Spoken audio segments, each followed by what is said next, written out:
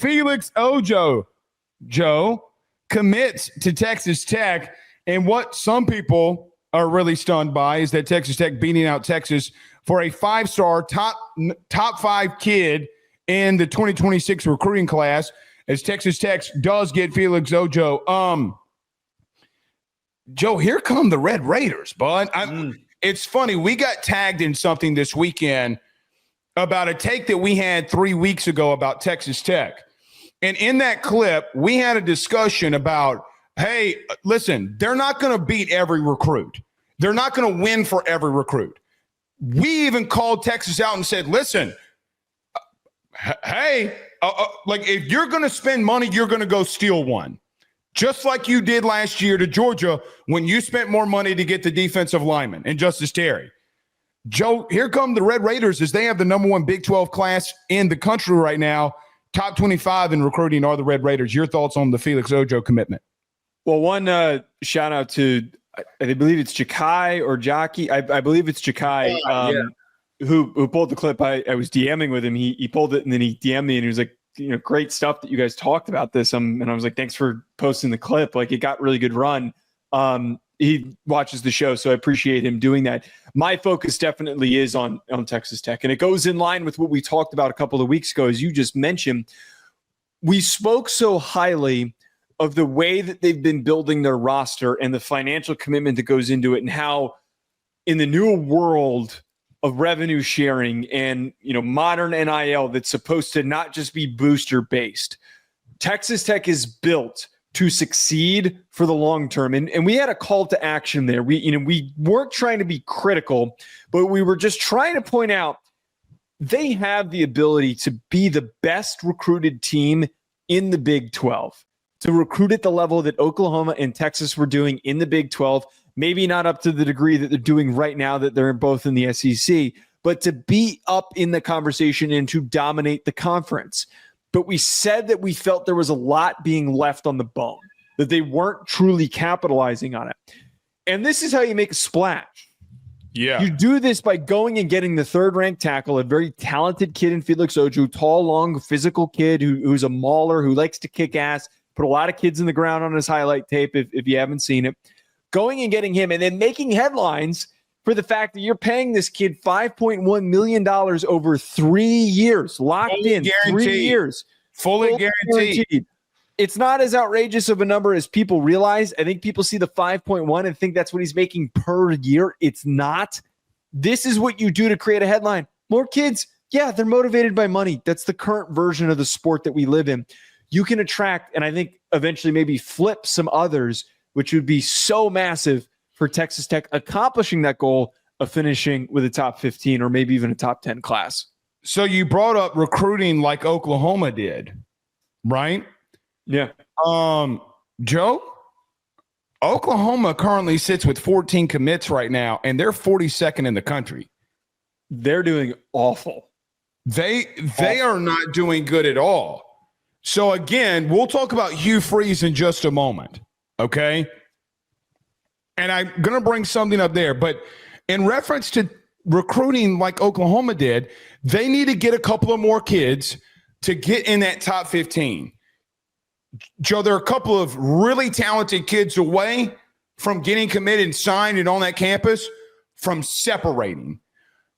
You're winning, okay? I mean, you're around TCU. I think TCU is 28th in the country in recruiting, right? Like, they're Kansas, by the way, in the top 30 or 35, I guess. They're at 32. So there also just comes a part where, hey, do you want to take that next step and that leap and be the team in the Big 12 that's constantly getting playoff run? Do you want to be like the Utah of the Pac-12 for the last decade to some extent where, hey, man, when it's all said and done, Utah's winning this whole conference. Regardless of all of that, how do you separate? The Carrollton kid's still out there. There's a couple of kids in Texas they could flip if they spend the money. Joe, the biggest thing here is the financial commitment. I mean, yeah. I saw Texas fans all weekend freaking out, and all 4th of July weekend freaking out in reference to, oh, my God, they spent a shitload of money to get a kid. Like, what are we doing here? Newsflash. I got a clip in December from Justice Terry when he flipped his commitment from Georgia to Texas. And they asked him why he flipped. And the exact quote was, because shit, it's what the kid said, shit, they paid me more. Hello. Texas finished with the number 1 overall class in the country a season ago. So before we stop going there, and the SEC and teams in the SEC who freak out by this, the bottom line is you've literally rebuilt yourself off of this. I don't have one problem with what Texas Tech just did. You got to do it to take that next step and separate. Joe, I will always applaud Texas Tech. Joe, they might not win a game. They're giving it everything they got to be relevant. And that's all I can ask. It also talks about unity with the administration, their head coach, and their boosters. We want this. Good on the Red Raiders.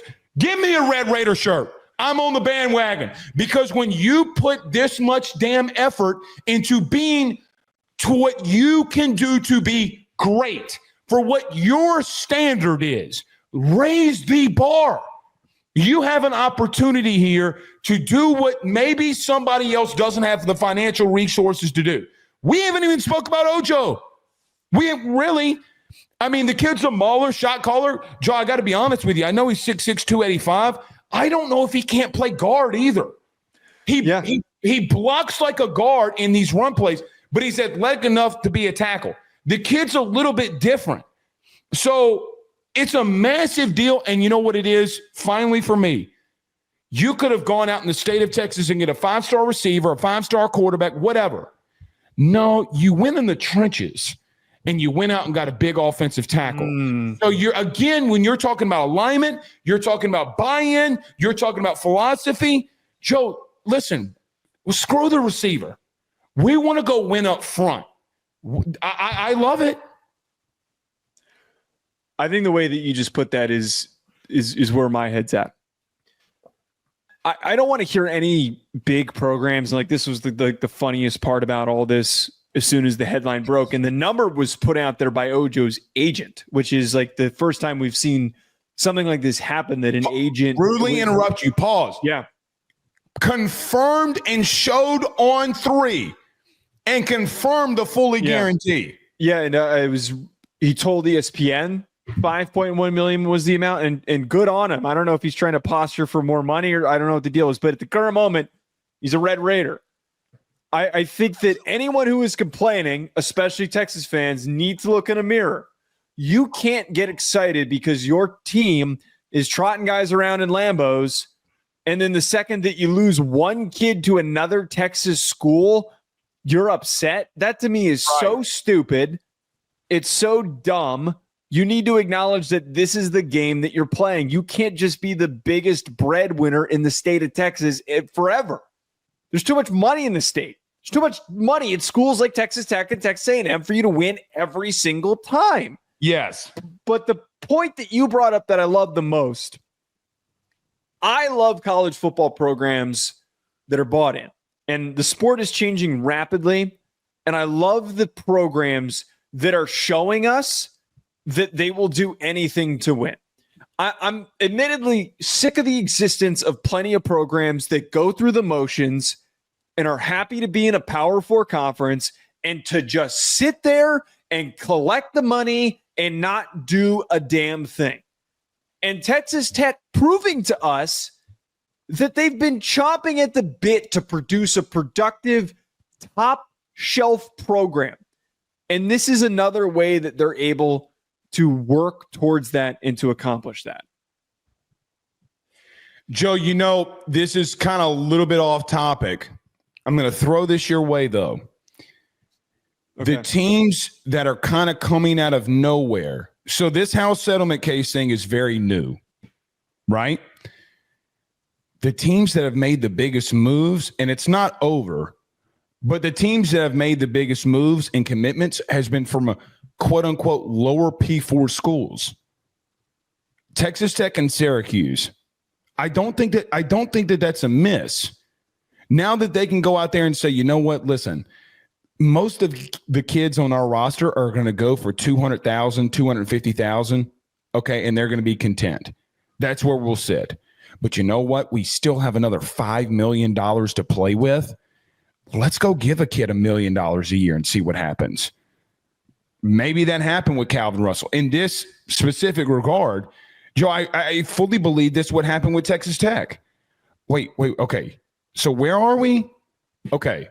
We can go out there and pay this kid upwards of $1 million a year and be so competitive where if Texas wants to go out there and spend the money for him, it's going to be a massive blow.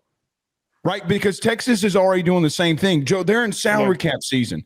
They can't spend $2 million and want the class that they want for that kid. Texas Tech can. Joe, this is becoming a little bit with this house settlement case early.